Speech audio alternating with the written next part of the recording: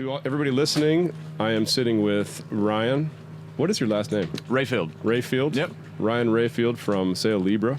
Again. This is the second time. Yeah, the second time. It's good to see you again. Yeah, good to see you too, man. Just happened to show up at the same time in an island in the middle of the Atlantic Ocean. Yeah. So we're in Bermuda. Yeah. If you're watching the podcast, we're on a Bavaria C57. This is Equus. They also have a YouTube channel. It's James and Philippa's boat. And James called me and he said, "Hey, I need my boat in the Med to sell it. Can you bring it over?" And I was like, "Yeah, sure." Yeah, of course. So I get this beautiful boat for the summer. Yeah, this is like being at IKEA.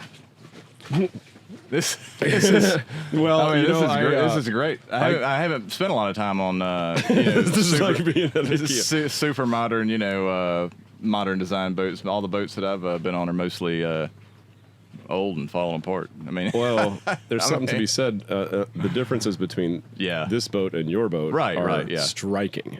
I mean, this thing it says it's 30 tons, but I think it's more like 25. And yours is what, 60? 40 tons, yeah. So you have another 10 tons on the same size boat. And you can really see it in the... Yeah, fully loaded, I'm 80,000. I think I'm 72 dry, but I carry 12,000 pounds of fluid. Cool. Water and fuel.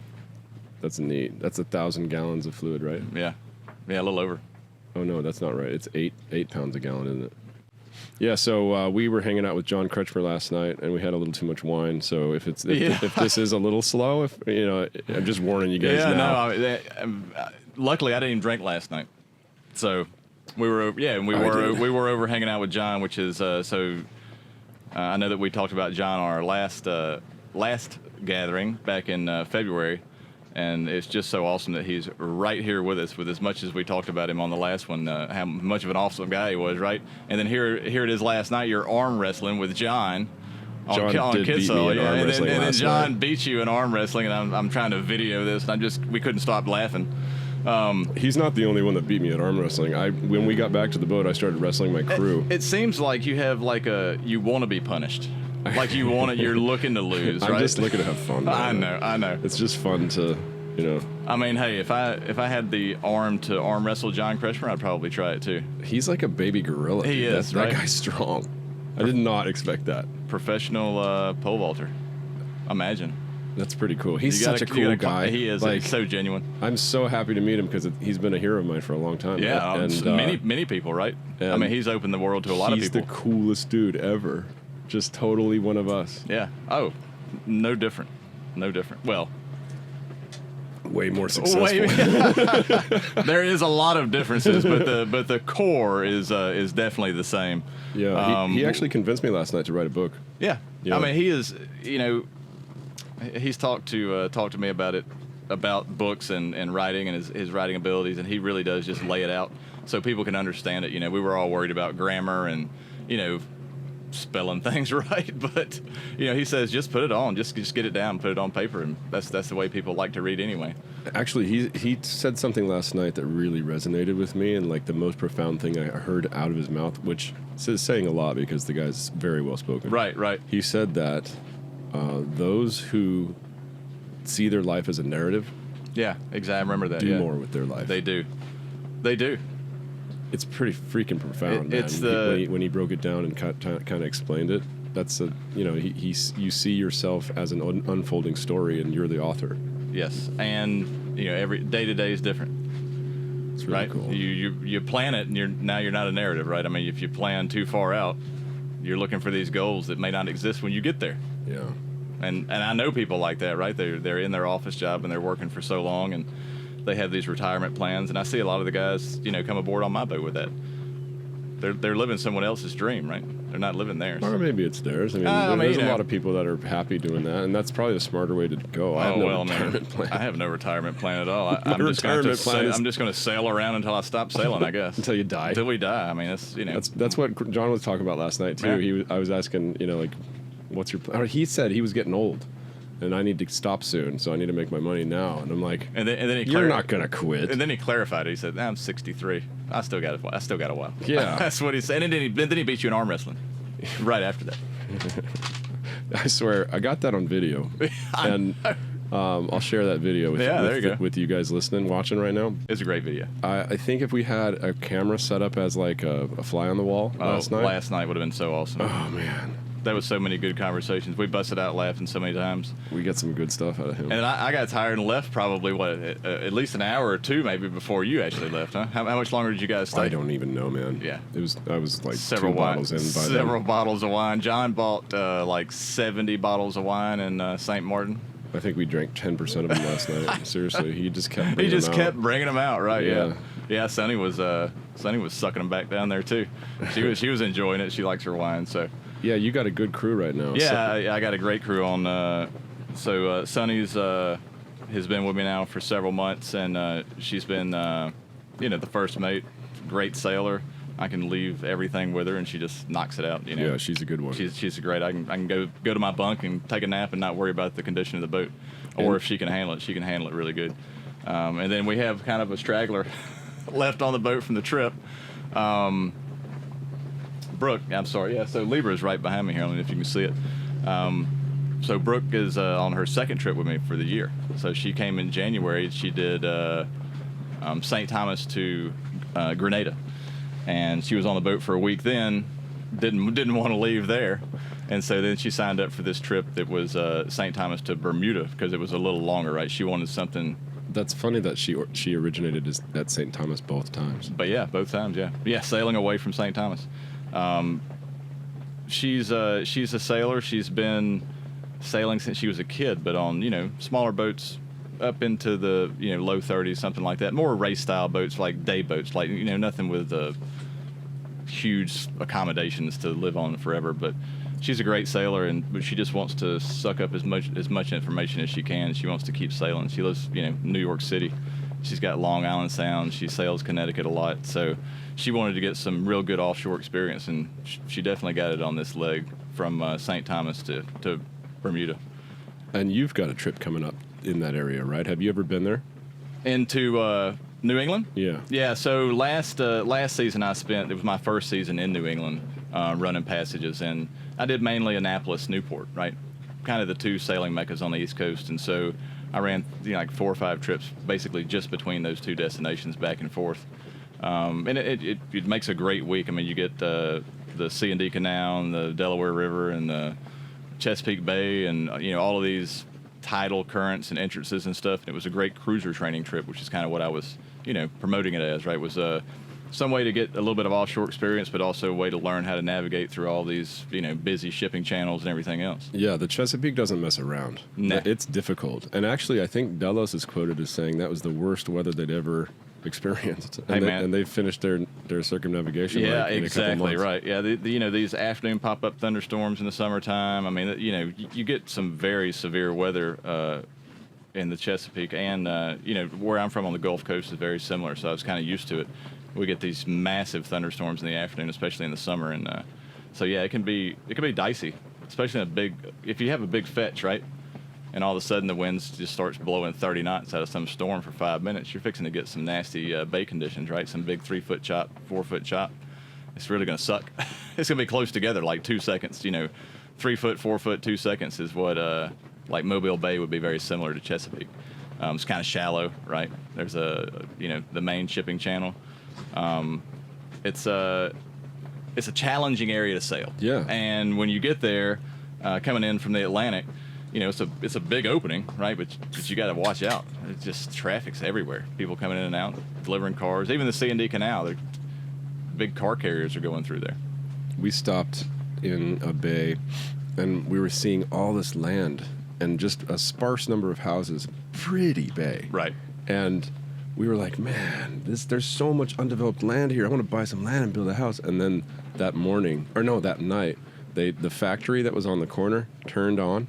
And they'd make dog food, okay. And it was the stinkiest. I mean, it woke up my crew. It was like a fertilizer plant. Those are pretty bad too. Yeah, it was funny. Yeah, so you're saying the lack of houses was probably due to this absolutely this factory making dog food. It was stinky. Yeah, real bad. So what does that trip? How many days is it, and what does it cost someone to come and join you on that? So the ones that I have my schedule now, right? So I'm not doing Annapolis this year. just because I did it so many times last year, I'm gonna head more north, right? So we're gonna do the furthest I'll be north is kind of the main islands. We had on the schedule to go to Halifax, but with some of the COVID restrictions still, Canada's kind of lifted things a little bit now, and then just a general, it was a little bit more challenging to get people in and out of Halifax, I right? bet. So, yeah, so we decided to kind of scrap that. We're going to do Newport. We're actually coming back to Bermuda in July or August. Oh, so you're going there and then picking people up, coming right back. Yeah, so I'm running some New York City runs. So we're going to do Newport and Block Island, New York City, and then back through the Sound. And this is a cruiser training weekend. It's just a long weekend. It's 5 days. So the guys show up. We sail from Newport to Block Island, and we kind of anchor, learn boat systems. Right. This is a cruiser training trip.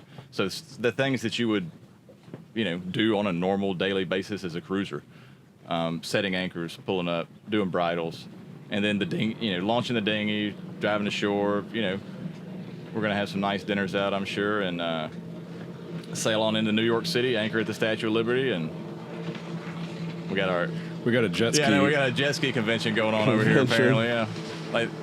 That's funny. They should only ride right past the back of the boat now instead of 50 far yards enough away. I think the winds were hit by a jet ski and did some damage. Oh, yeah? Yeah, in maybe Ecuador or something like that. Wow. Yeah, jet skis are like sea rats. I'm just not a big fan of jet skis, and most sailors that I know aren't. But I mean, I'm good on one for like 15 minutes every 5 years. I had a couple jet skis when I was a kid. Yeah, I did too. It was fun. I just ran out of energy to hold on, I think. Yeah. That's the biggest thing. Anyway, so the New England trips this summer are really going to be great. We had our plans to do our Atlantic crossing this year because we didn't get to do it last year with COVID, right? We had talked about this on the our last podcast, and because of our new worldly events, right, with the war and then still lingering COVID things, 95% of all my clients are American. So going and flying into Europe to get on the boat and then sailing to another European destination, it just seemed like, I had some people cancel because they were unsure what the political state was going to be. So I just said, you know what, let's just wait another year. It's not a big deal. And we're going to go back to New England.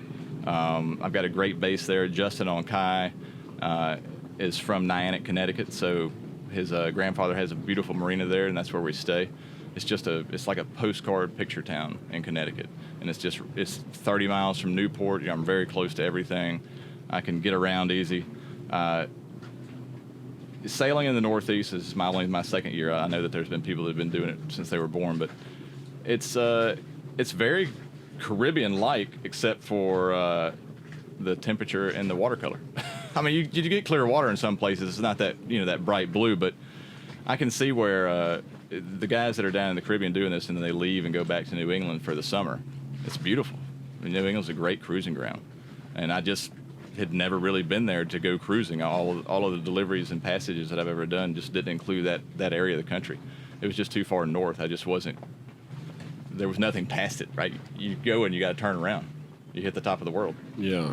You hit the Arctic. Well, yeah, you right. Could do I'm not, not quite Maine, but once looking for a destination past Maine, you're going to get cold. Yeah. You're getting into Nova Scotia and then Greenland and Iceland, and if you're going to head on over that way. One day I want to do that. Yeah, and I think too. that's the route that John's taking, right? He's going to Lunenburg and then Greenland. He was telling us about that in the fords there, and then he's going to be awesome. on the Horn, go to the Pacific. I know, right? Nice. I don't know if he's already released those dates yet or not on that, but I would love to go. I would sign up to go with him. He's an awesome guy. I think it's sold out. He told us last night that he sells out so fast. It's mind-boggling, head-spinning. He's got such a great personality. The clients that sign to go on my trip, I'm like, you need to go with John. like come sail with me. That's great. If you get an opportunity to go with John Kreshmer, go with John Kreshmer. He's the father of all of us. As far as the offshore sailors, right? Yeah. We've all followed in his footsteps. Yeah. All of his instructions and all of his teachings and the way that he can really lay something out and explain it very easily and understandable. That's what I really like about it. I've taken so many pointers for him just in my own business, right? It's great, and he's helped me out. We really do kind of run the same type of business. We're not competitors at all. We run in different parts of the earth. But no, I think he's more of a mentor. For yeah, you. he is. He's definitely a mentor. He's a mentor for not only me, for just tons of sailors out there, right? I mean, I based my whole business off of John, when I started 7 or 8 years ago, and it's just, and I didn't know him at the time, so that was the thing. So, and then being able to finally meet him, I met him during COVID. Really? This year? Yeah. Back in 2020, a couple of years ago. So we were end up in the Virgin Islands, right, in Christmas Cove together. Of course, I ran up behind him. Oh, this is all your fault. Why am I here? I'm running this business, and I based it after yours. Some guys coming up in his dinghy, or I'm coming up behind his boat, just wanting to strike up a conversation with him and getting invited aboard, or want to hear my story, or I want to hear his story, and it just sparked a friendship, and it's been really good. I've enjoyed it. We actually pass. I think I've seen John, or at least John's boat, in 4 other locations this year. We cross it's like all the time, or we'll be on passages, and he's going one way and I'm going the other. Oh, we actually funny. pass at sea. That's funny. But yeah, I was in St. Martin. I'm taking my guys, dropping a couple guys off to go diving, and there's Kitsaw right there, on the dock at the dive shop. And of course, John's off in Paris with his wife, hanging out for a couple of weeks between trips, and there's Kitsaw. What a life. Yeah, I know. He's just a jet setter. He's awesome. 63. Is that what he said last night, right? I think he might have said 67. I'm going to go with 63 in case he's watching. Right? Like, I'm going to say 63. Yeah. But man, he's just got so much energy. Good dude. We could, you know what? I could talk about. We could talk about John forever. Well, let's talk about you for a minute. Let's get back. The last time I saw you, it was in. So where were we? Yeah, we were in Aruba. Oh, that's right. And so for me, being from Alabama, I always I mix up places, and Aruba and Bermuda are the two that I mix up. They're not even close. They're not even close. They're not even geographically even close to each other. So we were in Aruba. I was running my St. Thomas to Aruba, DR, Puerto Rico, St. Thomas. I was doing this giant circle with my guys, and it was that was where on the way down I hit 17.7, which was as fast as I've ever sailed before. Were you using your mizzen staysail? Not during that time. So when the wind's really up like that on that trip, we didn't get to use it. But yeah, we're gonna definitely talk about that in a second. Just because I found a new way to sail my Ketch. Cool. There's when you have 2 masts and 6 sails, there's a lot of combinations, right? You have a lot of options to do a lot of sail plans. So you and I left Aruba a very similar time. Uh-huh. You were headed to St. Martin, and I was headed back to St. Thomas. And we actually didn't even get to stop in the DR on the way north and on the way back to St. Thomas because the wind for us laid out just perfectly. We went north. We went by the time we got to the Mona Passage, the wind had kicked to the southeast. We got to the North Shore of Puerto Rico. It was flat with offshore breeze. We sailed right down the coast to Libra, bounced over to St. Thomas, and we sailed all the way there. Yeah, which is very odd to be able to make east in the Caribbean. I was watching. You picked a perfect weather window. Yeah, and so exactly, I don't get to pick my perfect weather windows. They just have to align with my schedule. I have to go regardless, right? So if it's really crappy and really shitty outside, I still got to go. Nothing dangerous, right? We would never go in anything dangerous. That's why we sail in season. We don't go during hurricane season and things like that. So if it's just going to be blowing 20 or 30 knots the whole time, it's just what it is. And right there above Aruba, you're really kind of in the heart of the Caribbean Sea, right? There's not a lot to stop it from the east. All the islands are like 500 miles away. And so you get some really stacked up sea conditions when the wind picks up. And that was what I'm glad that we didn't get in, because the previous year we did get in that stuff, and it was a triple reefed. I mean, it was just, we went straight to the DR because we couldn't make any more east than going straight north. And we went, it's about 350 miles, something like that, yeah, south to north. And we just got the crap beat out of us. And we were, like I said, triple reefed. I had the sails were I was 30 to 35 knots of wind, and just like that sucks 10 to sail in foot, that. All your crew's sick. Yeah, they're just throwing up over the side. I don't always like to see that. That's not necessarily good for business, but hey, they're getting the experience that they wanted to get. Yeah, that's what they signed up for. Yeah, right? no, and I actually tell people that trip can definitely be a shit show. I mean, come on this trip if you think you want to test yourself, because you're either going to get a really good, beautiful sail like we had this year, or like the previous year, you're just going to get the shit knocked out of you, and then go to the DR and hang out and get a couple more beers, and then wait for a day or two, maybe things settle down, and then on through the Mona Passage, and you're either going to go north or south of Puerto Rico to get to St. Thomas, depending on what the prevailing wind for that few days is. If you get a little bit of north in the wind, take the south side, because you're looking because you're going to either motor or really be close haul trying to sail east, and you just you need a smooth area to do it, right? You don't want to be on the windward side of Puerto Rico when you got 30 knots blowing you towards shore, trying to sail down the coast pointed as high as you can. So I always look at that. Let's take the lee shore every time, right? I don't want to put myself between a big pocket of wind that's strong and big pocket of rocks over here and trying to go to split the center. Yeah, because that's when you break a stay. That's when you break a head stay. So I know you probably already talked about your head stay before on here, but tell me real quick. Dude, what happened? So you know how you got that like perfect wind that went southeast? Yeah. I saw that happening while I was in Aruba with a broken head stay, like just crying because I was in the perfect position to get go, that too, right, yeah. and to have a wonderful sail. And the sail ended up being, after I fixed the forestay, one of the worst of my life. And I've been all over. It's a beat. It was horrible. It's a beat. Yeah, I hated it. It was just uncomfortable the whole time, and like nothing good about it. Beat the shit out of the boat. Yeah, and your travel time, you were down, right? You were like 100 miles a day. 8 days, dude. 8 days, yeah. 8 days freaking days. 500 miles. Yeah, it was crazy. Yeah, 500 something miles. No, days. I think I sailed like 1,100 miles. Oh, because rum line. Yeah. You were bouncing all over the place. Yeah, we sailed back to Cartagena, which is even farther than Aruba, and that was only 4.5 days. I know. I mean, it's like St. Croix to Aruba for me. It's like I can do it in 2. It's 420, 30 miles. I gotta kind of pull the reins back. I keep running this trip and I keep going too fast. I keep arriving. I plan on arriving in the afternoon. I get there at like 3 in the morning, 2 in the morning. For such a big, heavy boat, that's a quick boat, man.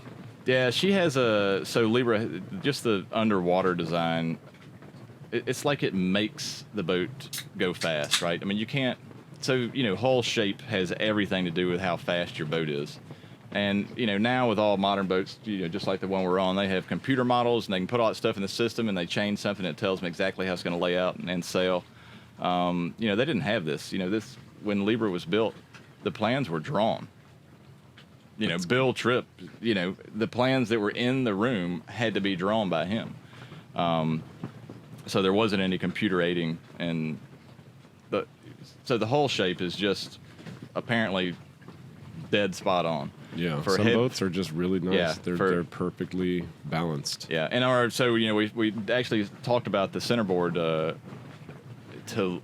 an extended period of time. Yeah, right, like for a really long time on the last one. And so if you haven't seen that one, I'm sure that James could put a link up to this last podcast. But I've got my buddy in Louisiana ready to work on it as soon as I get in the knuckle, and then I had another guy on the boat on a trip from St. Thomas to St. Thomas, like St. Martin, and then we sailed down a couple 100 miles to Guadalupe, and then over to St. Croix. This was kind of one of my inter-Caribbean trips that we do, or what we call trans-Caribbean trips, where we take either the Leeward or the Windward Islands, and we just kind of sail through all of them and stop at a couple if we can to get people out and explore a little bit, because this is what they're looking to do on some of these cruiser training trips, which is what I mostly run in the Caribbean. I try to do a balance between the offshore and the cruiser training to get people, both of them. But I feel like an offshore sail, you don't really get in the groove until after about 3 days. 3 days at sea, and then on a boat like Libra at 3 days, you're 400 or 500 miles. So at that point, that's when you kind of start getting used to being on board, right? If you're not used to boats. then that's when everything starts to fall in place. You get your rhythm where your watch is, you get your sleep schedule on par, you just kind of get in the rhythm, and then it's over. So the people that really want that heavy offshore experience, I say take a longer trip, something that's going to be under sail more than 3 days, and so that way you can get a good day or two in where you're relaxed and everything's not so new. A lot of times I try to keep people from getting overwhelmed, right? So outside of my safety speech, before we start the trip, what's the number one rule on every boat? Don't fall off. Don't fall off the boat, right? So then the rest of the safety stuff really doesn't mean anything, right? So stay on the boat, don't fall down. Just stay on the boat. Do not fall off the boat. Do not fall off the boat. I can handle anything else, but that... And I want to talk about that for a second, because we were talking about this with John last night, just for a minute. I love the ASA curriculum. I think that they run a great program as far as bringing people up through different levels of sailing. But the one thing that none of us agree on, right, is this figure eight. When you're offshore, there is no figure eight. I've had so many people, because I do kind of do this question and answer thing when we're getting started, where I ask people, I say, look, tell me what you think you would do in these situations. And I do exactly spot on what John was talking about. It's the exact same plan that I do. Is you're on a boat with a motor, and you got some sails in the air, right? Let's get this thing stopped. If somebody falls overboard, you're not going to sail off and start trying to tack around. Forget you got the sails, right? Who gives a shit? That's what I tell people. You got too. A motor, man. Yeah. Drop the freaking sails. Absolutely. Heave to, start drifting back toward your person, and start getting the sails down, get the motor on, get some control over the boat, and then get right back to them in seconds. You should be able to get back to your person within a minute or less. Yeah, a minute would be extreme long time, I think, to get back to somebody if you knew they fell off and you were at the wheel. Right. I think we were talking about that with John. The first thing to do, absolutely first thing to do, is heave to. Heave to. Get the boat stopped. Yep. That's the most important thing. And the boat will naturally drift back to the person. Exactly. Take it through the wind. There's only a few small exceptions with that, with points of sail, right? If you're running downwind or some other things like that. But trust me, you're going to figure it out, right? Don't do the figure eight offshore. If you're in the bay and you're 22-foot Capri or something like that, go for it.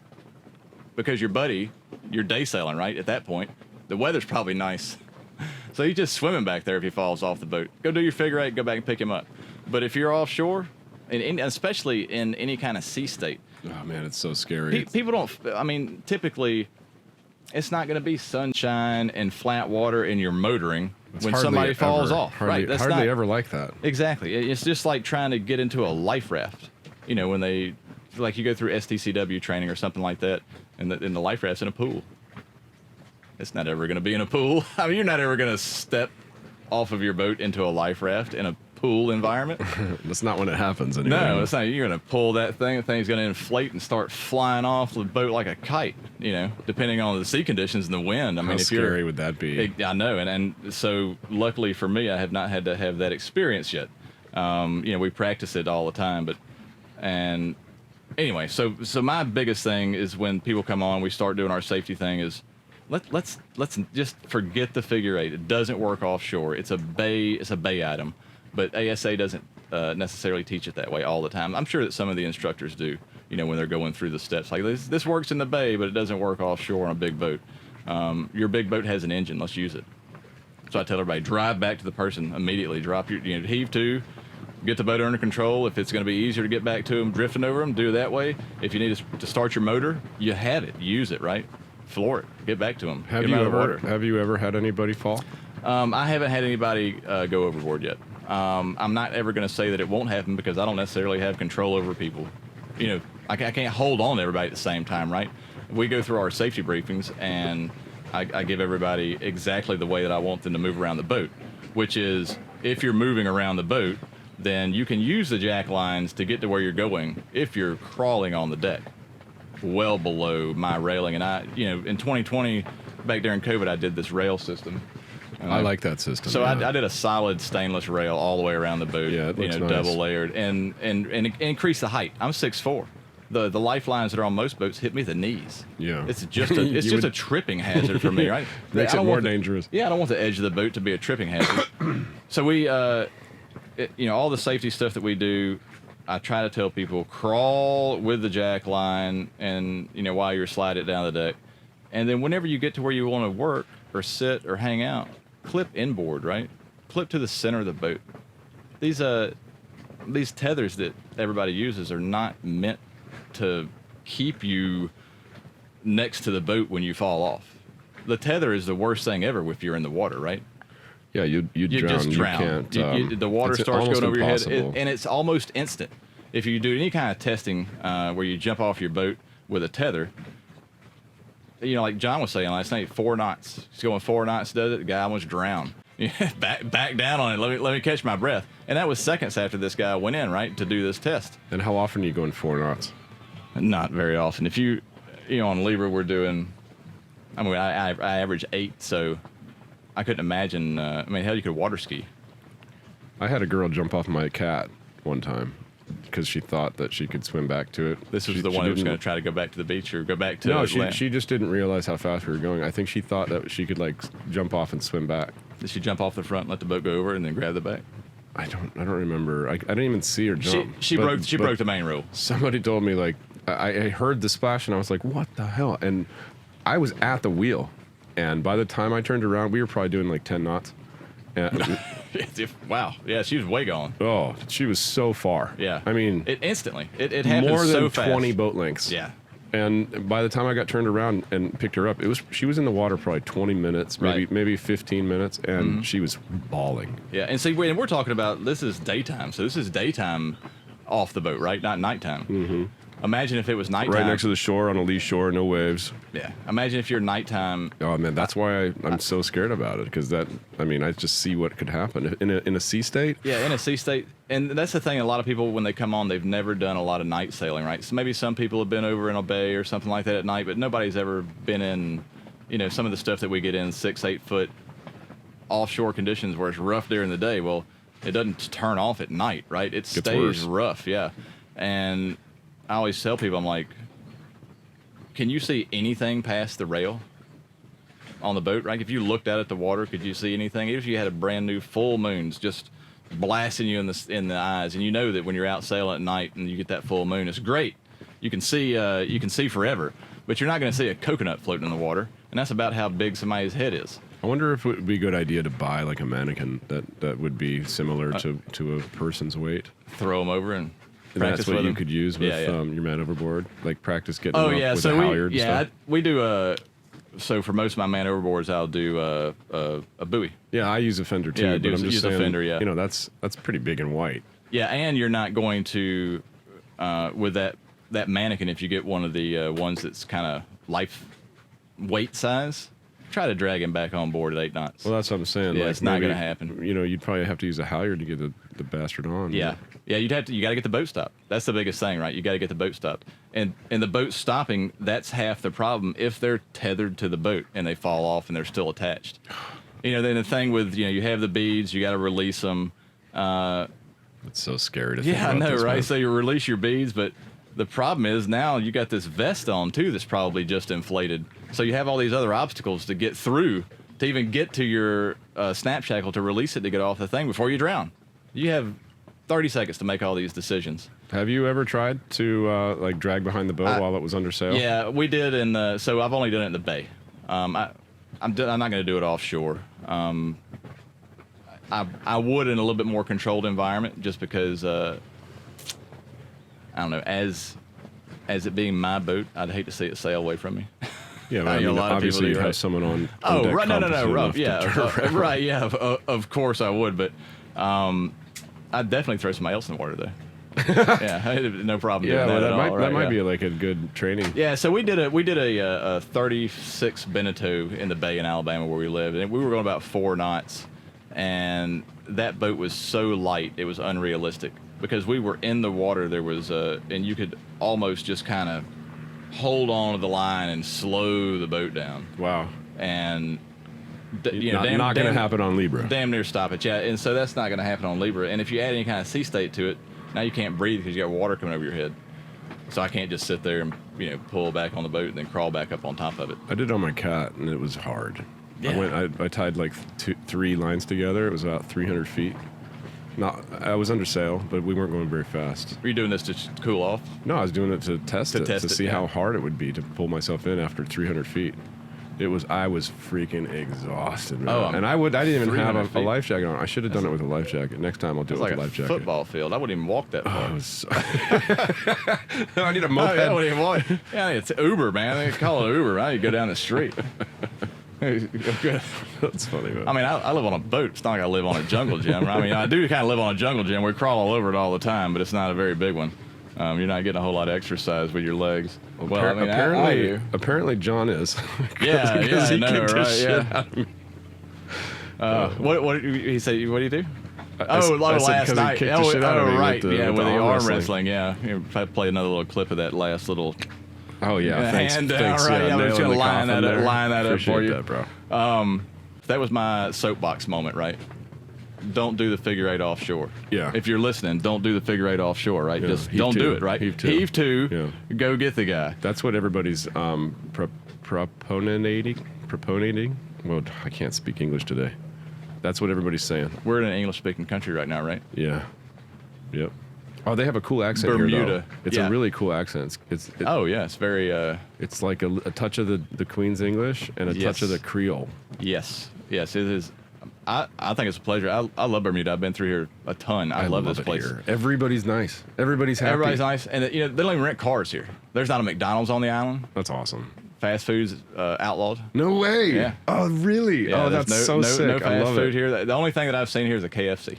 And I've seen them in every island in the Caribbean, right? I think KFC has more restaurants outside the States than they do in. I've seen them all over Asia, too. Oh, yeah. They're big in Asia. But anyway, yeah, Aruba's great. And St. George's Harbor here where we're at it's the sailing outpost for everybody crossing the Atlantic, right? Mm-hmm. So this is your first big jump from the safety of your Chesapeake or Newport or this is a lot of people's Maine. first sail, right? Yeah, this is a lot of people's first sail. I mean, speaking of, we got a couple coming right now. Yeah, Atticus is on the way. They left today. I know we actually talked about Atticus before, and that's right. We can't stop talking I know about we can't Jordan stop Does. talking. I love them too. I know, we do. We love them, and so we're kind of rallying them on, right? I'm super proud of them. This is their first crossing. This is their first big offshore sail. They've done, they did some stuff down in the Caribbean, and they did a lot of things. They did Cuba. But these were all, they were all kind of, 100 mile, couple 100 mile. I wish I could go back and do it again for the first time, man. I was so excited and scared and everything. Yeah, you have all of these emotions when you do that sail, and for a couple, it's even harder, I think. Yeah, I bet. I would do it alone before I would bring my significant other with me if I was doing it for the first time. I think all those guys that do like crossing the Pacific alone as their first crossing, they got balls of steel. Yeah, no kidding, right? I don't know. I'm not ready to cross the Pacific alone, especially. But you get the Pacific, it's a commitment because the distances are so vast between everything. Yeah, but it's kind of relative, man. It's the same still thing there. you're doing. It's just you're out to sea for double the time. Right. Yeah, it is. And like I said, I don't have a lot. I got Indian Ocean experience, but not a lot of Pacific Ocean.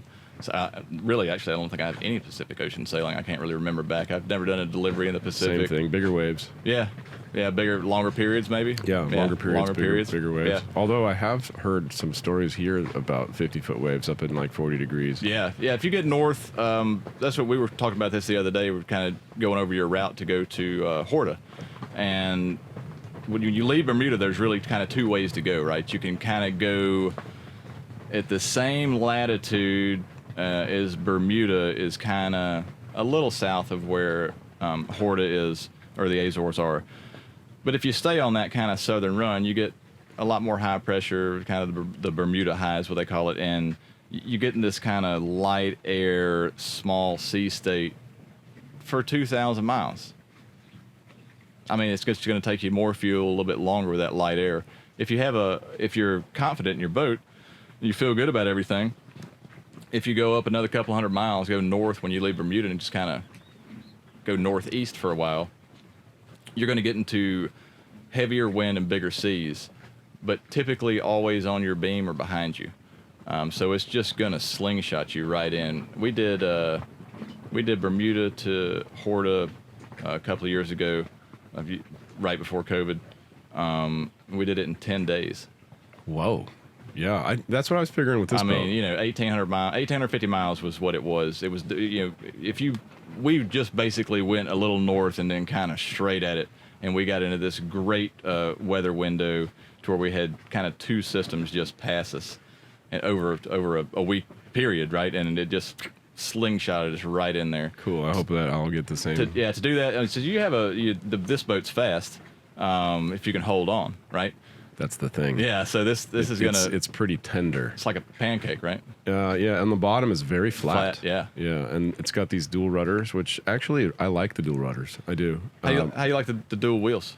I don't really like how the floor comes up right there. I keep tripping on that, so I'm not a big fan of that. Yeah. I wish that there was just 2 little chalks, and the floor was all one. Yeah, that level. would be nice. I see that. But I don't. I don't really need the 2 wheels. Yeah, that doesn't matter to me at all. But I like how it opens up the cockpit. Like it you have provides the center. you a bigger space. Right. Here.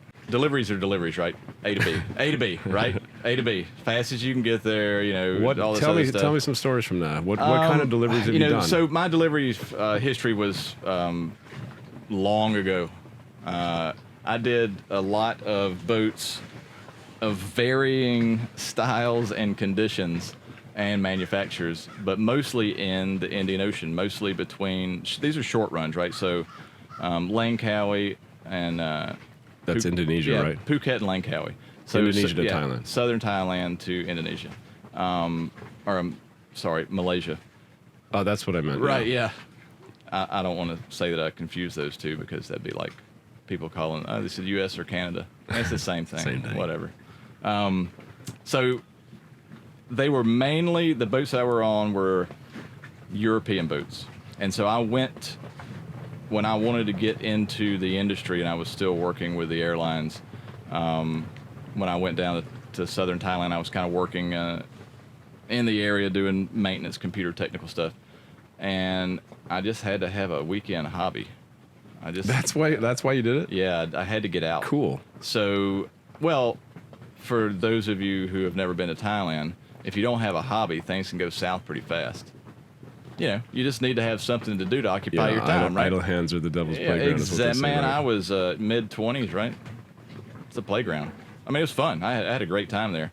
And it was even more lucky for me that I had a job doing it. So, in those deliveries, there was a lot of French. I mean, we did the Beneteaus and we did the Genots, but these were earlier models. This is early 2000s, right? So this is 20 years ago. Any cats? No, I didn't do any cats. This was how I got into it was I went to the marina. I went to the Royal Phuket Marina, the same place where Delos redid their rig, that same exact marina. And I went to the bar, and then 10 minutes later, I'm on a boat. No way. Yeah, it's. Somebody trusted you with their $100,000 ship? No. This was I was a ride along, right, for a while, right. So I mean, I had sailing skills, but not to the level of just taking off in somebody's boat. I would not have felt comfortable with it at that time in my life. Did you get paid that first time? No, not at all. Most people when they start off in the deliveries, they're going to start off as a crew member. They're going to start off, holding a watch, right? If you can hold a watch and not throw up, then you're a good crew. Right? If you can not run over anything, pretty and much not all throw you need up. to Yes, do. all you need to do. If you can Don't wake throw me up if you have a question. Exactly. If you can wake the guy up that's in charge, and you're not a bumbling idiot the whole time that you're there. Some of the time is okay. Yeah, that always happens. But so I did a lot of listening, which I'm not real good at. But back in the day, I was very, very interested in learning how all of these things work together. And being on all these kind of different types of boats. And the reason that I say it's hard for me to kind of nail down the specifics was because there was a lot of like racing boats or one-off designs or things that end up in that area of the world, right? That is a very interesting area of the world. It's like kind of like Panama or Rio Dulce. It's kind of where boats go to die. Yeah. Because after that, it's hard sailing. Well, yeah, where are you going to go? Yeah. You got to go around Africa or through the Red Sea, or I mean, you're going to go somewhere where you don't want to go, right? Like geographically, right? Yeah. Area. What's the next stop? Yep. Going around to the Pacific from there is typically where everybody comes from. That's not the normal route, and you're typically crossing, east to west in there. So yeah, those boats were all new to me. Never really paid attention to anything other than it was a boat with a sail, and I would be on them. And for the first year or so that I was doing it, it was a second hand or a first mate position, and I would hold the watches. And we're talking this so. Phuket to Langkawi, I'm sure if you looked it up, it's nice, 100 and something miles. I think I remember. It's not very far at all. So we're talking like a couple of days. And then some down to Singapore, which was like 5 days. But there was always somebody there in Thailand that needed help moving their boats. And, really? Yeah. And so later on, I was starting to get calls, right? I would get calls about, hey, we know that you do this for all these people all the time. You want to come down here and give us a hand? Do you have any advice for somebody that wants to get into that kind of life? Go to the dock. Go to the dock. Get off your computer. Just get off your computer. Go to the dock.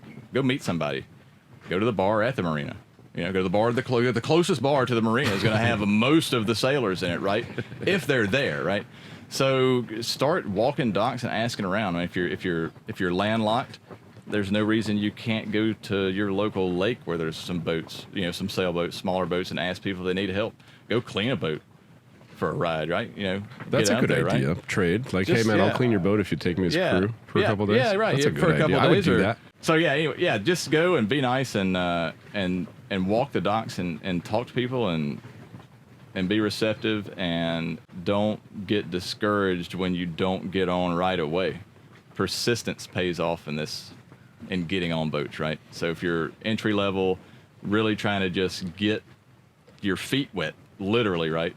Then, we call it beating the docks. And so now, beating the docks? Yeah, just, walking up and down the docks. And any captain worth his shit is not going to take you the first second he meets you. I mean, not normally. I mean, it'd be kind of hard up, right? I need to vet you first. Yeah. You're going to be on a very small space with me for a week. Yeah. Yeah, so one of the things on our trips, I have this really great welcome letter that I send out. Dude, because I'm going to put that up here right now, right? Yeah. Just so everybody can if read you'd like, it. Just go ahead and read it. If you're going to sign, holy shit, it's so funny. If you're going to sign up for a trip, just read. I can't through believe this you email. send that to people. It's hilarious, but it does set a precedent. It sets a precedent. So I've been doing this for a while now, 7 years, 8 years, and in the industry now for almost 20. I get people of all walks of life that sign up with me, right? But we all have one specific goal. It's to go learn how to do something on this boat, right? That you can take with you to your boat, your buddy's boat, your friend's boat, or you're just going to take this experience home with you and relive it, right? That's the best thing. I have a lot of people that just sail with me 2 or 3 times a year because they don't want to go have a freaking boat. They've already had a boat. That's probably the smart way to do it. They already know what the maintenance cost is, the marina cost, the insurance, all this. Way less to just pay you. And then they can show up at a boat that's ready to go. Do you ever get anybody on your boat that's like super unfit to be on a boat? I've only had a few where they were had a hard time with mobility. It wasn't necessarily that they were super big or anything. It's just that maybe they had an injury earlier in life or something like that really slowed them down or made it hard for them to get up and down the companionway. Or like out of the water? Oh, just out of the dinghy onto the deck. Yeah, so on a monohull, typically, and you have on this boat, it's got this great swim platform right off the back, right? This garage thing. That's actually how we got that big fish in. We had to lower that thing. Stupid fish. That man, I hadn't caught a fish in so long now, and then I found out that there was bananas on the boat. So I'm blaming it on that, right? That's it. Just don't have bananas on a boat. Just find it like just another thing, right? The fish smell them. It's the only thing that I'm superstitious about. We can leave on Friday. We can leave on Friday the 13th. I would suggest we can leave during bad weather. We can have women on the boat. We can have all these things that people say are wrong, but the bananas are the ones that really stick out for me. So I got 2, the bananas and the Friday thing, because I left on Friday the 13th when my boat ripped in half. Yeah, probably I wouldn't do that again either. Yeah. There was a trip this year where we left on Saturday, but Friday was Friday the 13th, and I was like, man, just missed that one.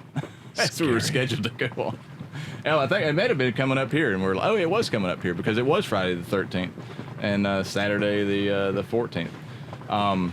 Totally fine. Yeah, totally fine, except we didn't catch a fish. But we sailing through the Bermuda Triangle, that's another one. Do you know what skirting the edge, right? Have you heard what the leading theory is on the Bermuda Triangle? That there's these pockets of methane that are frozen underwater, and they just spontaneously erupt, and it makes the water into half air. Yeah, exactly. And now you can't float anymore. And you you sink. You must sink in like 2 seconds. Yeah. So MythBusters did something very similar to that, where they put a bubble blower under the water. This years ago. I can't remember the whole season, but it was like, can you float across it? And it just fell in the hole, the bubbly hole. How scary would that be? I know, right? There's this volcano down there north of Grenada called Kickhamjini or something like that. I'm always skirting around that thing looking for gas bubbles to come up. On the chart, it's got this big red circle like "Do not enter." Yeah, don't get near the volcano. I look at these charts and go, yeah, that's the one thing that I'm going to follow right there. If I do anything on this chart, it's going to be not to go to where the underwater volcano is. Did you see that video of those guys that were sailing through this like pumice field, and then right afterwards there's a birthing of a new island? Yes, I did see that. That was so sick. That was so awesome. I couldn't imagine being there, and all of a sudden you got floating rocks around you, and you're like, what the hell is going on? It's and like they sailed right through it. The Twilight Zone. That's floating rocks. Nuts. Oh, so you were asking about crazy people on the boat, and my welcome letters. But we were kind of kind of hitting on that, and well done. All the guys I have are like-minded. I know that they're all sitting at home when they sign up to go on a trip with me, and they're all thinking the exact same thoughts, right? But that doesn't mean that everybody's balanced religiously, politically, and COVIDly. That's a new term now, right? So, or vaccine-y, whatever you want to say. So my welcome letter says, basically we don't do politics or religion or anything like that. Yeah, that's smart. It just keeps things easy. We got enough stuff to do out there. Let's leave all this other crap at home. You want to go watch all your news and stuff and keep up with everything, that's good. I haven't seen the news in months. I have no idea what's going on in the world right now. And I don't really care. Well, you got bigger fish to fry. Yeah, I'm fine with it. I'm very neutral a person. I take all of these people out all the time that have all of these different views, and I get to hear all of them. It's great, but I don't. And then you tell them to shut up. And I tell them shut up. I've had these guys, and some of them just can't not help but talk about it's either little snide remarks about presidents or politicians or whatever, like under their breath, and I'm like, well, that's it. They're blaming it on something. I'm like. I'm like, the media has you. They have you where they want you. Well, that's a habit thing. Yeah, it is. It's like drinking coffee, man. People wake up, get the newspaper, watch the stuff. So we try to leave all that at home, and then there's that personal aspect, right? So you're going to live with 6 people for a week in a shoebox. You probably there's not probably one person that's coming aboard that has been in that situation before, unless they've been on the boat before, right? Do you often have 6? Yeah, some of the trips I limit them to 4, depends on the length. But most of the trips are 6. A week-long trip, 6 people. The boat sleeps 12. What would be the circumstances that you would limit it to 4? I usually, the crossings I would still do 6. It depends sometimes on what I feel like the conditions would be like. So if it's gonna be a little nasty, then I would only take 4 because I can control 4 better. I can keep an eye on 4 better, right? If I have really dicey conditions that I know are going to be on a specific leg that I set up, or more of an advanced trip, then I vet the people a little bit better. And I a lot of times those trips are people that have already been with me. So you do set it up and say on your website, like, look, this is advanced. It'd be only. A more advanced trip, right? Or when people call and they or message me and say, hey, I'd like to apply to go on this trip, and I'd call and have a conversation with them. Oh, that's good. And I'd be like, what level are you right now? Are you still getting your feet wet? You're still looking at the videos. You hadn't quite been on a boat yet, because I take a ton of people out, never been on a boat. They just what an experience! Cool. Yeah, that's awesome. They just want to see what it's like, and I can provide that platform outside of the bay, because any other charter, I had charter loosely, right? Experience. Sailing experience is very, those experiences are very limited to coastal areas, because the guy driving the boat wants to go home that night. Most of the time, they're going to be, even like the overnight offshore ASA instruction is usually an out overnight and back in. It's hard to find a boat that goes. There's not a lot. I was just telling the crew, my like crew, 4 of us. There's not very many people that do just it. a handful of people that you can go with that like are just crazy enough to put all these people on the boat and take them out in the middle of nowhere. It's a really demanding profession, yours. There's a reason that not a lot of people do it. Yeah, it's hard. I mean, so business-wise, but logistically, right? And you got all these people coming in, different countries. You're sending letters to immigration. It's hard enough to do it by yourself. Yeah, exactly. Now you're taking care of a bunch of people that don't know what the hell they're doing. Right, and those people have to get along. That's one of my rules. Yeah, that thing too. So I can't have all these people on the boat and then they get into any kind of confrontation with each other. Have you ever had that happen? No, I've never had it happen per se, like out kind of in your face. But I've had people avoid other people on the trip because they just don't jive, right? They just don't. They know already, or one of them knows already that I don't like this guy, and they just kind of avoid him. That's okay. That's fine. I still don't like it. I'd rather everybody get along because it creates a little animosity on the boat. I mean, it creates a different environment. I hate that vibe. If I have someone on there on my boat like that, I kick them off. It's so terrible. Yeah, I cannot stand weird energy. Yeah, so if you're a Karen, same thing. Don't sign up. Like it's. Where did that come from? The Karen thing. Do you know where I know coined? exactly where it came from. I had. You know what? I'm honestly, I'm so scared of it. I won't even say anything. Are you serious? Because you know what? This lady would probably try to ruin me if I said anything about it, right? That's how much of a Karen she really is. It is so insane that I've had some of these people on the boat that you just look at and go, how did you get to where you're at in life? How did you make it this far without somebody just beating your ass? Yeah, you suck as a human. You suck as a human, right? And so in my vetting process and in my email now, after 7 years, I've really refined this thing. Like, you can't be a Karen, and then the male version of that is we have a good friend named Chad. So I'd hate to say that, but the Chad is the male equivalent of the Karen. Hypothetically speaking, these names mean nothing, right? So if you are a Chad or a Karen, that doesn't mean you are one of those people. So it's just the descriptive. It's just the descriptive part, and I put that in my email. And the other thing I say is, if you're like a dickhead, an asshole, misogynist, lots of very descriptive adjectives in a row.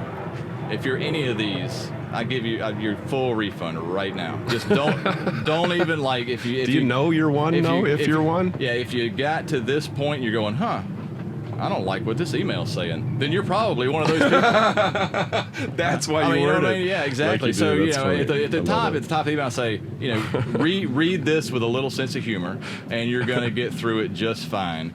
And then bring a snack for yourself, put it in your bunk, bring some gummy bears. I don't know, whatever you want.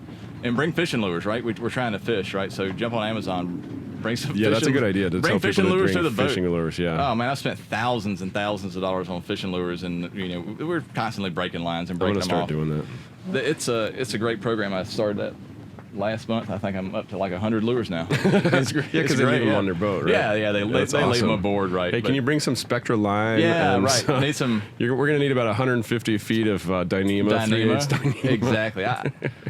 People always, because I'm in these remote places a lot of times, and they're always, what can I bring? Muling thing. Yeah, I'm coming from the States. What can I bring? Yeah. Do you need parts? Do you want me to go West Marine and grab anything? That's awesome. All these guys are so awesome. They just want to help. Yeah. And so, to the email point, we can sew that one up. It's a very aggressive email to make everybody understand exactly what they're signing up for. You're not going to be sitting on the deck of this boat with a drink with an umbrella in it.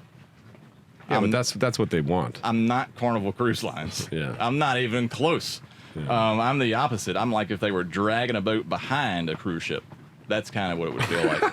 It's completely different. At 6 knots. At 6 knots, right. So I've only had probably 3 issues in 7 years. And I've only had one guy that I could never find a place to get him off the boat. But I wanted him off the boat. He had his wife on the boat, made his wife cry. he's just an asshole. Oh, that And I look at these people, I'm like, this is not the environment to do this in, and you suck as a human. So if you did get a boat, I don't really want you out here with me, right, on the same piece of water. So I just want those people to go do something else. I just don't like it.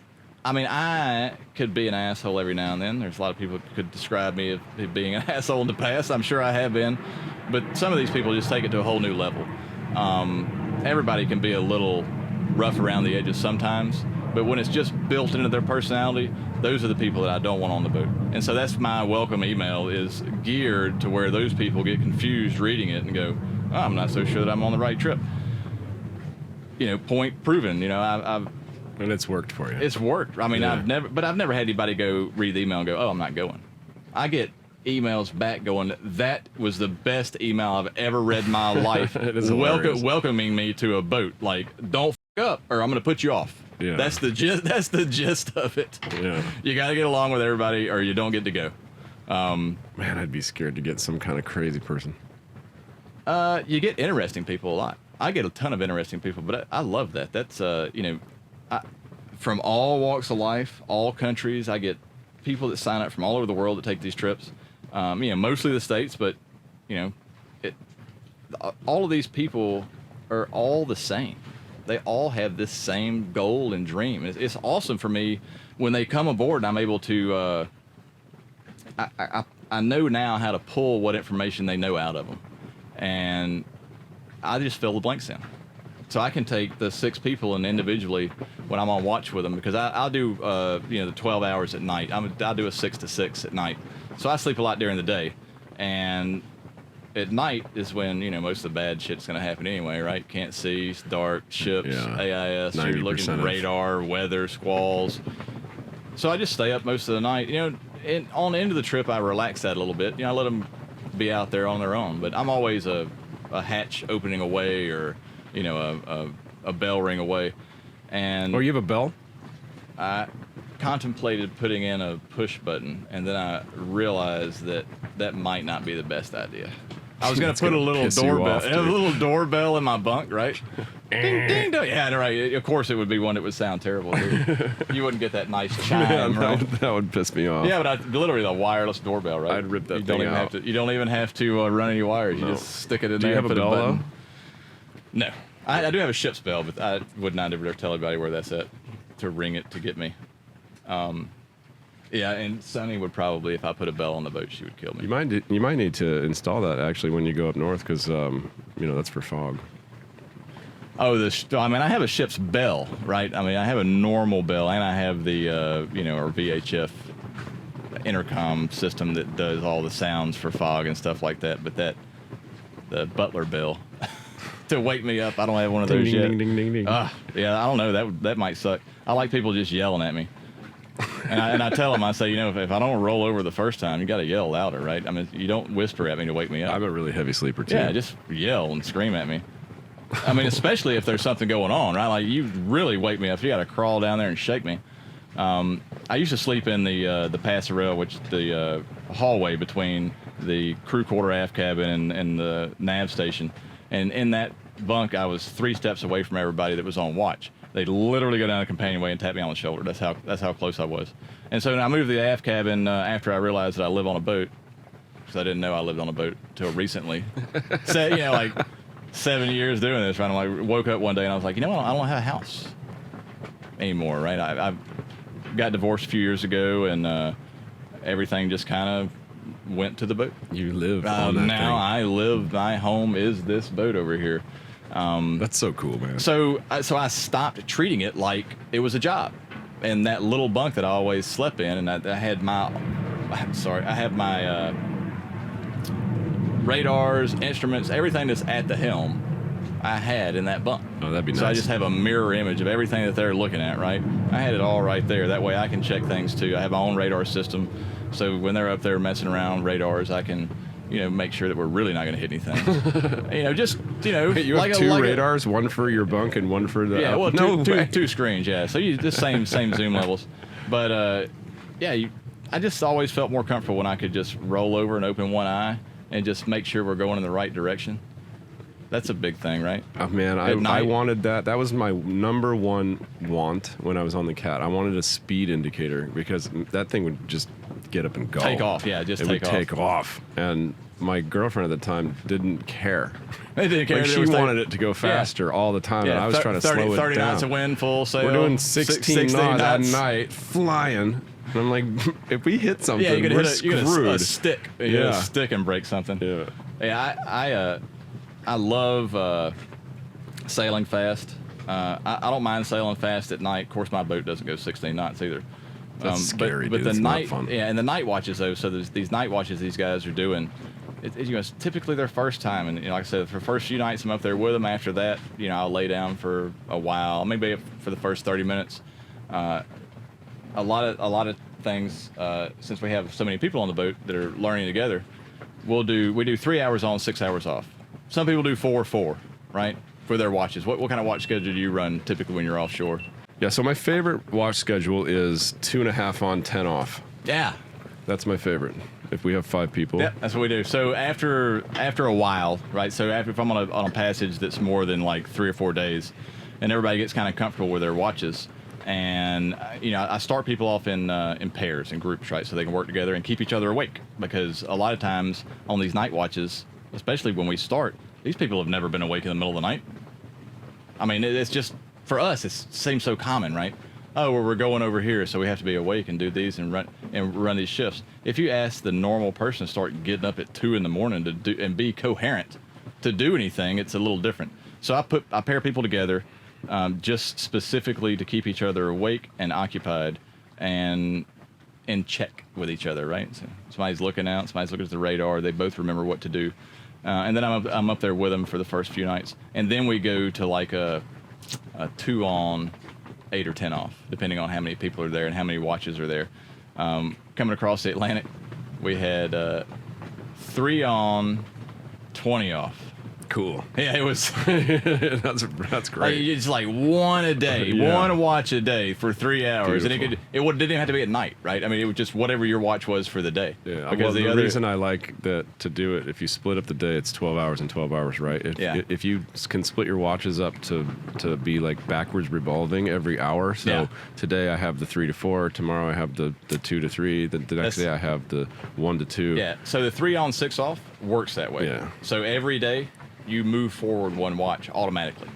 Just the way that the timeline works out. When your number comes up for your watch, you're 1 watch ahead every 24 hours, right? I start off with a 3 to 6 or 3 on, 6 off, and then move all the way up to that. Everybody's doing single watches, and it's and during the day, everybody's up doing stuff, right? We don't really keep a set. Well, I mean, whoever is on watch, it's their watch, but it's not necessarily set in stone. There's people up on the bow hanging out. It's nice.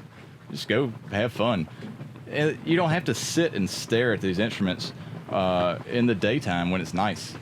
Go and enjoy being on the boat. Enjoy the sail. You don't have to constantly look down at see if we're gonna if we're on track to intercept a ship 25 miles from now. It doesn't matter. I mean, I've had people change course, right? Like all of a sudden the boat's turning 30 degrees, and I kind of, why are we turning? And I stick my head up, and some of the guys just knew. It's not a bad thing. It's just they're just not used to it. But they look at these instruments like they're the real life, which it is. But real life may be way over the horizon, hours from now. Not any risk of any kind of collision or anything like that. And then the guys like changing course to go around a ship, we can't even see it. So that's a lot of times they get so engrossed into this navigation and chart plotting and radar equipment and everything that they use it during the day a lot. I cut the radar off during the day. If you can see, your eyes are your radar, right? You don't need to see anything over the horizon. Do you have it going all night long? Yeah, the radar does. Yeah. In a constant cycling or like a safety mode? No, what do they call it? Sentry mode. Yeah, it's on all the time. I'd never put it in standby to save power or anything. We have a big power system on the boat, and I'm upgrading my solar. We got 900 watts out of 2 panels this year, so solar panels are going better. I mean, we're charging. I got 12 6-volt batteries for my house bank. We got plenty of juice. And I get a lot of guys that have like CPAP machines, sleep aids, stuff like that has to run, right? So our inverter stays on all the time. We run the thing, and then if we really need to top up, I just run the generator for a couple, 3 hours during the day, in the middle of the day when people aren't trying to sleep and stuff, to charge everything back up. And those are on, that kind of goes on a normal, regular routine once you get offshore, make coffee or run the microwave or, do something kind of heavy appliance-wise while you're running the generator, or make hot water. Because a lot of times if you're just sailing 100%, you're going to run out of hot water eventually. So my generator also runs the hot water heater. That's always nice when you get a hot shower. We added a water maker last year just to be a little bit more independent from the dock. Because when I first set the business up, I was just going dock to dock or marina to marina. And now I'm solely on the hook.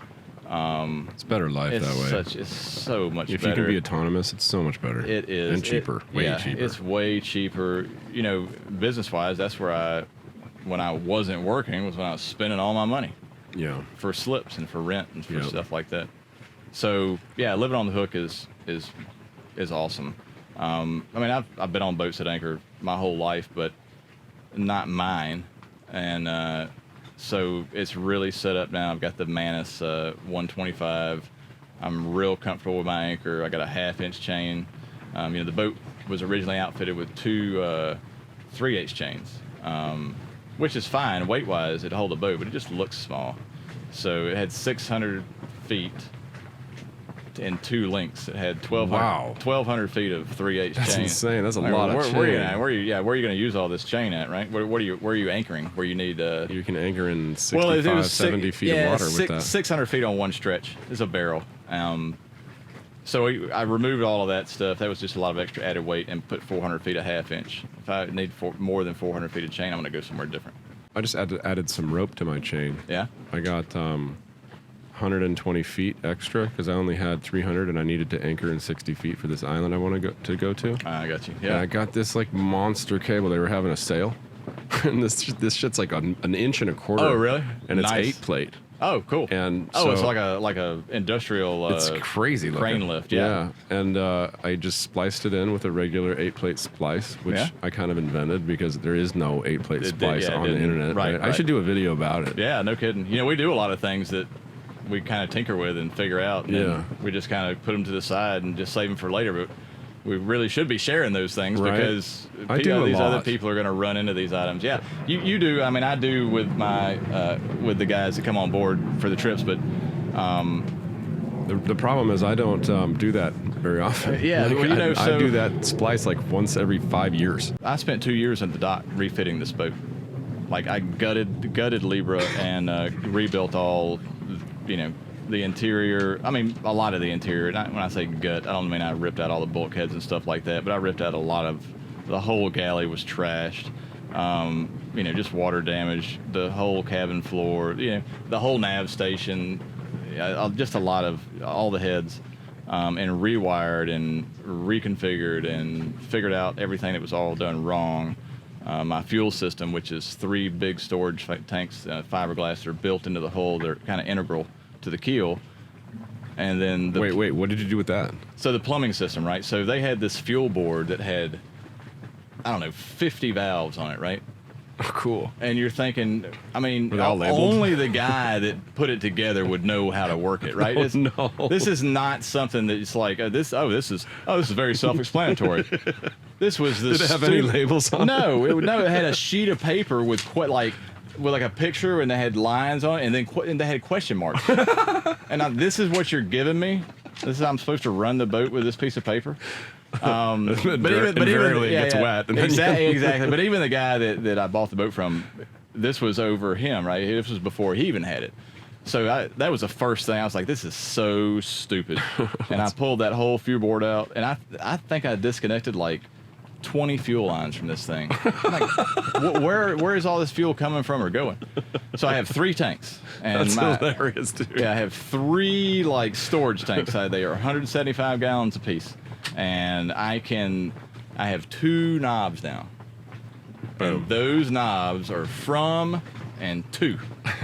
So I can take it from itself back to itself and polish it because it's going to run through a cleaning system anytime. Oh, that's cool. You put a polisher on it. Yeah, it's got a polisher. That's smart. But yeah, so I can take it to my day tank. All of these systems that we deal with on a daily basis where for us, after we've been dealing with it for so long, it's kind of almost second nature, and it's not fun or important to us. It's just to get it done. But for a lot of other people, they've never seen it or dealt with it or anything like that, and it's nothing hard, right? We're not professionals in these mechanical industries. We're just mechanically inclined. Yeah. And we can figure out how things work. Yeah, forcibly a lot of times, right? Yeah, because it's cost prohibitive to pay somebody to come out. It's ridiculous how, like, what people charge. Unless you're in Cartagena, Colombia, it's going to be $100 to $200 an hour. An hour. And some of these jobs are like 3-day, 4-day jobs. And some of the guys that show up, yeah, and they'll then, know what and they're then doing anyway, they you know? screw your boat up, or they're Right. inept in some other way, or they trash your whole sole, and now you have to replace your sole, and it costs you twice as much as it would have had you just done the job yourself. Exactly. And honestly, I think with my boat, the only thing I pay for is for somebody to sand the bottom, and I do better work than most people. I stopped sanding my bottom. Oh, you stopped at all? You I don't just sand I just paint right over it. It doesn't work? I mean, so we double pressure wash or turbo tip it. I don't know if you know what a turbo tip is on a pressure washer. So a turbo tip looks like a top that you spin, and you put it, it's just a tip, just like on the little tips for a pressure washer, except it spins and puts a little bit more. It's a turbo. I don't know how to explain it, but it rotates. Yeah, it's a turbo pressure washer tip. Gotta get me and one of these. it kind of etches the old paint, right? Especially if you have a blade of paint. So it etches that already, and I've never had a problem with bottom paint sticking. Oh, that's a good idea. And I hate, sanding a blade of paint is like one of the most dangerous things you can do on the boat. I'm telling you. I had a buddy that got really sick. Yeah. We work with a lot of chemicals all the time, and so I'm always trying to limit my exposure to this stuff, because I'm around it all the time. Yeah. If you work in a normal job, typically you're not wiping and cleaning your hands off with acetone. Yeah. I've been doing that since I was a kid. Yeah. I have no idea what's in acetone that's not good for you, but it's not good. If it's taking paint off, if it's dissolving paint, dissolving it's not paint, good right, for yeah. you. Hey, let's take a break real quick. yeah, we got some guys coming here. Hey, bud. Hey, guys. How you doing? So these are my crew, guys. Welcome aboard, yeah. So look, we're gonna have to share the mic for the last little bit of this podcast. But these are my crew members. This is Zach and Joey, and they are the dream crew, man. I know. Seriously, We've been hanging out now for a couple of days too, with doing a few things. A little beach party one day when you were sleeping. Yeah. I was so tired when I came in. And it was funny as I made these guys do all the mid-watches. I was like the tired one. Right. Yeah, but we said that it was exactly the same way that I met you in Aruba. Yeah. I was exhausted when I arrived in Aruba. I'd been underway for weeks without any breaks between trips. And I was just almost delirious when we went out that first night. I was so excited to meet him because I'd known about you for years. Yeah. Oh, yeah, awesome. Yeah, I've been watching you for a long time. And then he's like a zombie. Yeah. I was a zombie. Yeah, we went to karaoke, and I was like, karaoke? Yeah. That's the perfect way to go to karaoke. Yeah, I was like, oh my, no, man. It was not the best idea. I'm not singing anything. I don't watch anybody. So I was going to ask you guys, what boats have you sailed on, or what style of boats? Is this kind of your first time out and around on a boat? I mean, I know you have a Whitby 42. Have you taken any extended passages on it? Yeah, with the Whitby, we have gone from Florida to North Carolina, and that's actually how we learned to sail the boat. We had never sailed a sailboat really before, other than one lesson my wife and I took, like a one-day lesson on a, I think, 12-foot or like an 18-footer. Yeah. And just kind of got very much the basics. That's awesome. And then we bought a 42-foot boat and learned to sail that with YouTube and a positive mental attitude. Positive attitude is always the best. Positive attitude is actually in my email. Yeah. Literally a line item, like, you must bring a positive attitude. Yeah, that's a my crucial welcome email. Crucial aspect. But we also got a captain on that first trip from Florida to North Carolina. Yeah, sure. And he not only helped deliver it, but also in 3 days taught us ASA 101 again through 104. Yeah, there's a lot he of was an instructor too. ASA instructors that'll go and go along, do a ride along with you on your boats. We had talked about ASA programs before. They're really good, and they're all across the country. A buddy of mine is an instructor in Gulfport, Mississippi, and he's busy as all get out. People are just sailing all over the place now and getting that good education. Is your Whitby a Ketch, or is it a sloop or? Oh, it's absolutely a Ketch. Yeah, I thought it was. I had a buddy that had a Whitby in Alabama. So we were talking about like sail plans and catches and light air sailing and Well, you asked like what other boats we've sailed. Sailed, right? Yeah, so it wasn't a Valiant, but it was similar to a Whitby that we were actually thinking about buying, but luckily we got the Whitby instead. But Sloop rig, that was similar footage, but just Sloop setup. And then in the marina we were at, there were all kinds of different boats that so we bought that boat, then we moved on to it, and we kind of slowly paid it off in my last couple of years of the Marine Corps, right? With hopes of as soon as I got out, we'd go sail the Big Blue. Yeah. And in that marina was so special, the connections that we made there and the communities there, and I think that really is just an aspect of all sailors, really. But we had no idea about that at the time. Right. Now, was this in Indiantown? No, this was in North Carolina. North Carolina, yeah, okay. On the New River, very shallow. Actually, it's a great way to get comfortable running aground. Running aground. Yeah, yeah. You got all the running aground jitters out of your system. Yeah. There are those who have been aground and those who will be aground. Yeah, absolutely. Yeah. So we got to sail a bunch of boats while we were there in that marina, and we just got to feel them out. So both boats that I've owned have been Ketches. I had a Irwin 37, which was my day sail boat, and that thing was like running around in a canoe. I could get every sail up on that boat in less than 30 seconds and start my trips and run around. Something that we did on Libra coming north, we had a really heavy spell of light air, like 3 days. And so I was coming up, when you have a catch, especially when you have a cutter catch, which is not really a term. Somebody's going to correct me on that. And then they call it a Bermuda rig, right? When you have two head sails and a mizzen. So there's all kind of names for that style of boat over there. But it's we doused the main, left the mizzen up. I have what's called a mizzen stay sail. It's like a spinnaker off the mizzen, and then my regular asymmetrical spinnaker, which is a half ounce or 3/4 ounce, but it's just pretty massively huge. We were doing 7 knots and 7 knots of wind. 7 knots of apparent wind, right? That's so crazy. seven knots of apparent wind, and this 40,000-pound boat's just gliding through the water. Honestly, I've just haven't been in a position where I could use. I'm just not normally in light air. I don't follow light air patterns because I want to go sailing, and a lot of times you end up motoring through light air. And so with this Ketch rig, it was just magical. As soon as we doused the main, the boat just took off. And so that's opposite of most boats, right? Yep. Your mainsail is typically your biggest push. But my mainsail is a real heavy sail built for kind of extensive offshore sailing. And it's just like a piece of plywood up there. If there's not a lot of wind, it's just not going to push on it or fill it or inflate it correctly to get the amount of drive out of it. So having running the asymmetrical spinnaker, so we've got traffic behind us.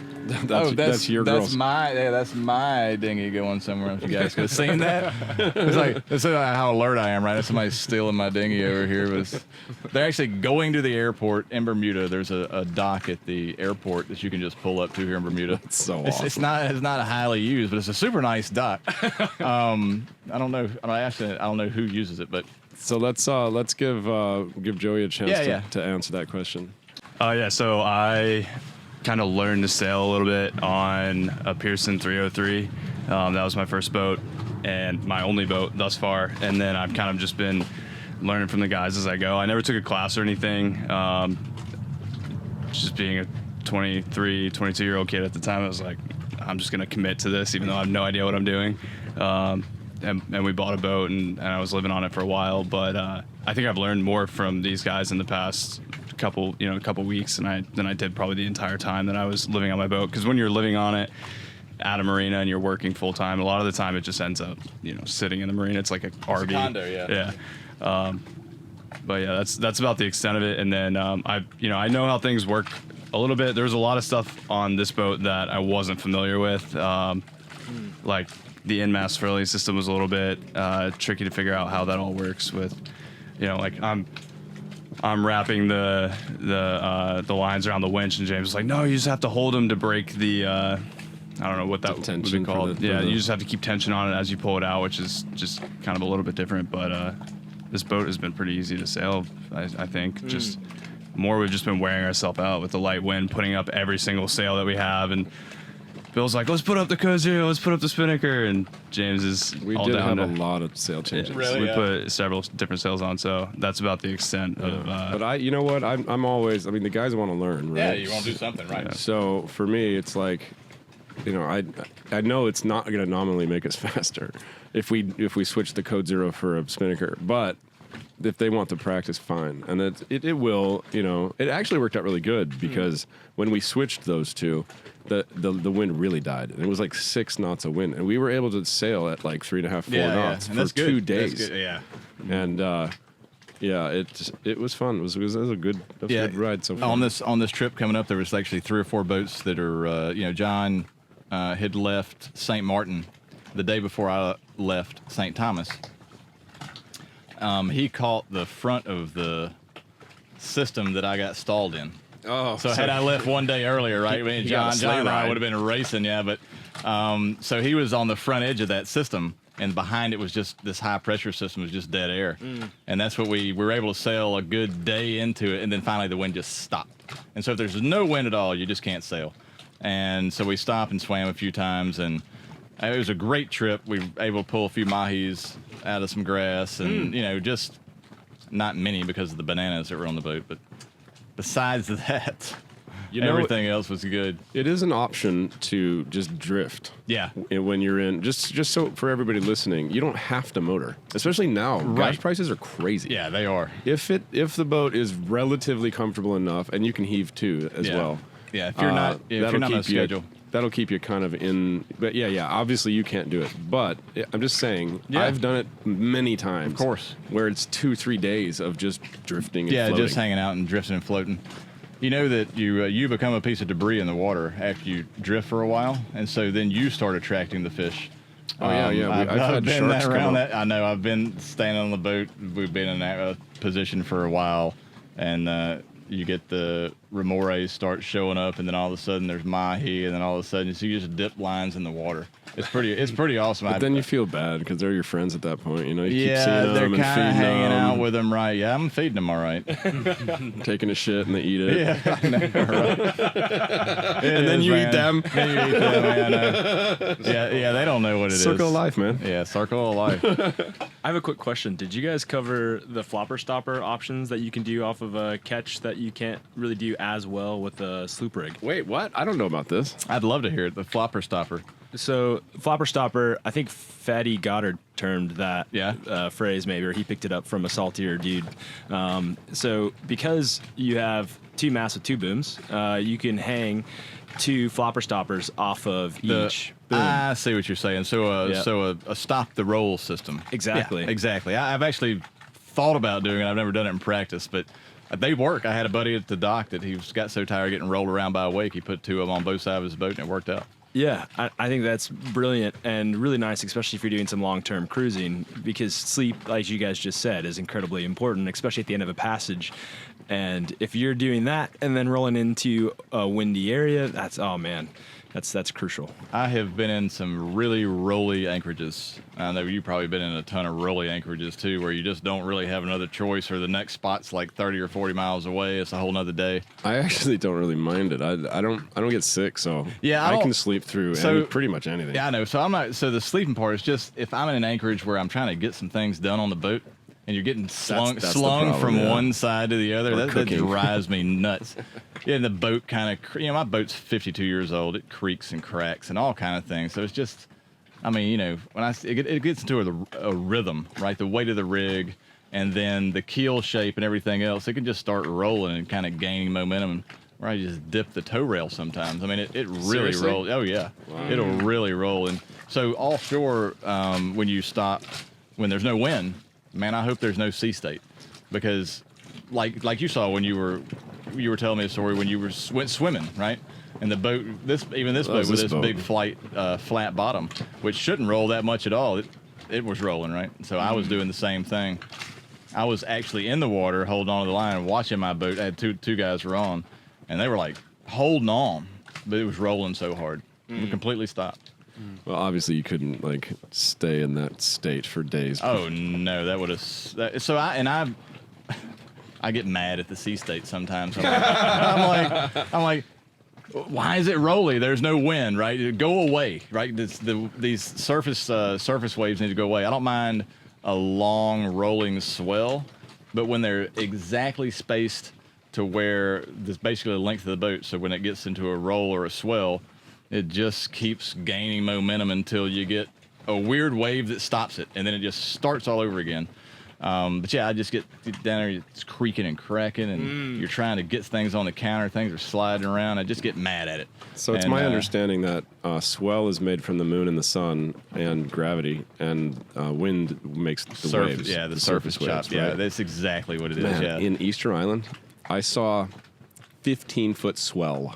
yeah, It that's was beautiful. I was anchored in it, and it was super Super long. smooth. Yeah. It was crazy. Yeah, so that's the wave periods on the swells. It's a different configuration when you look at marine weather, right? You have waves and wave periods, and then you have swell and swell periods, which are usually very different.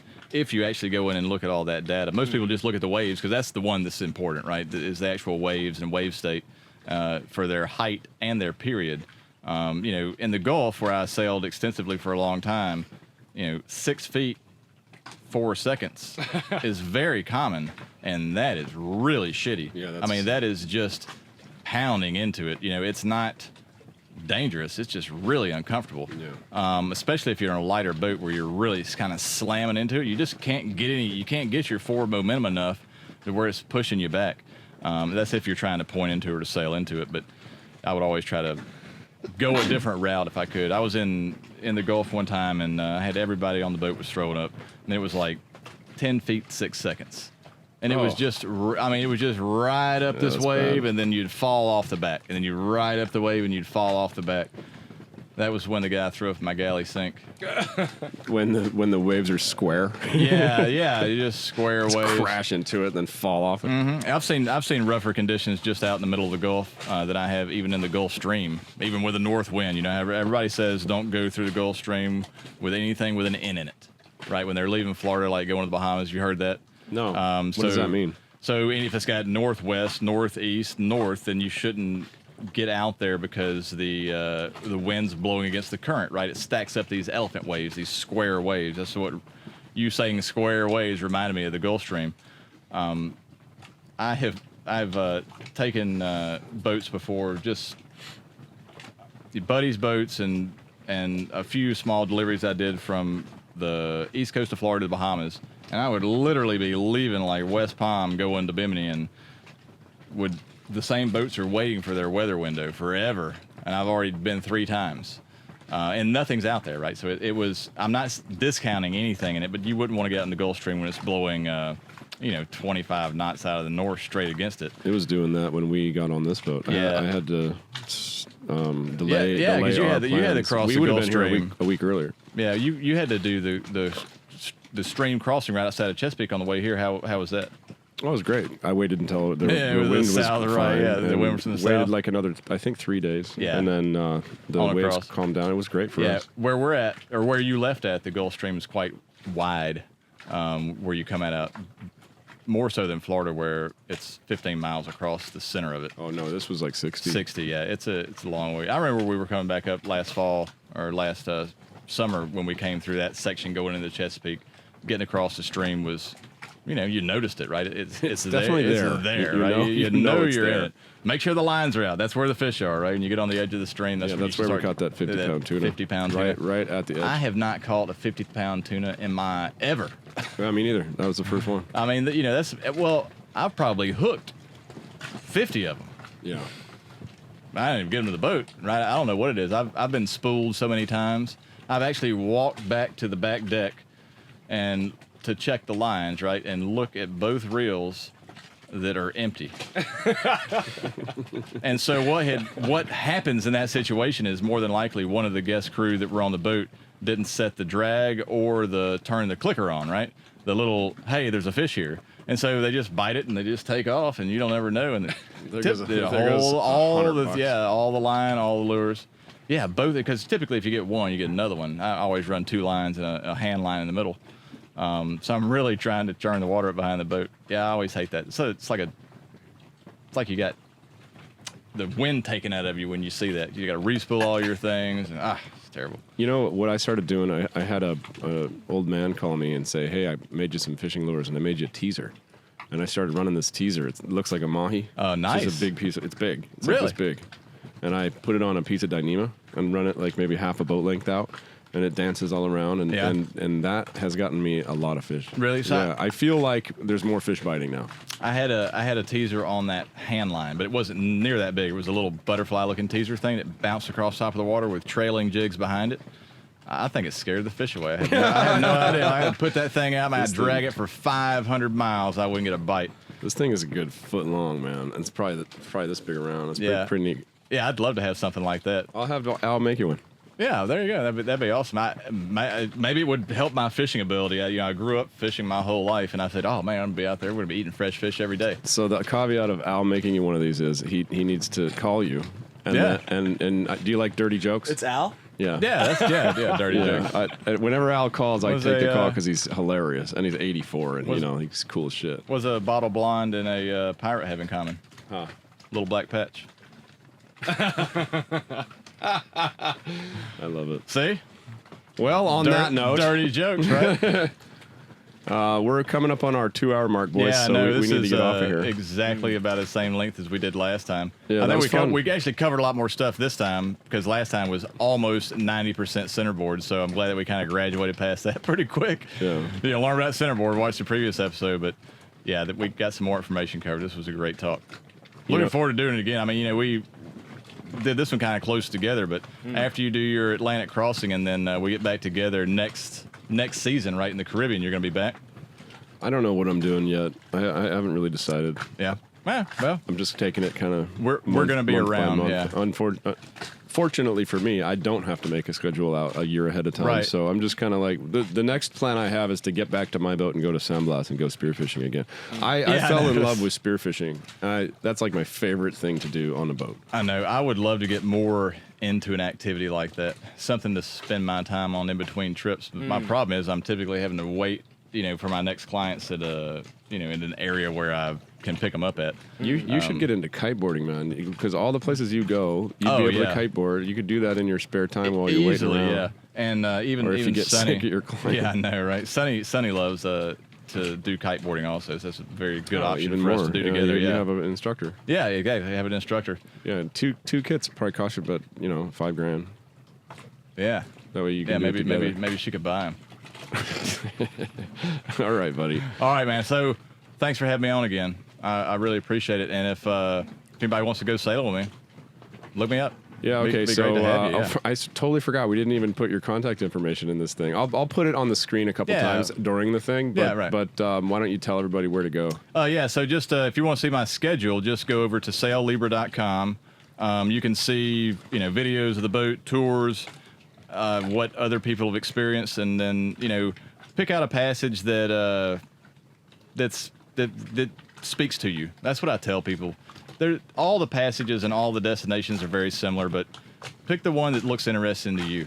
There's cool. there's several. There's 17 and 2022.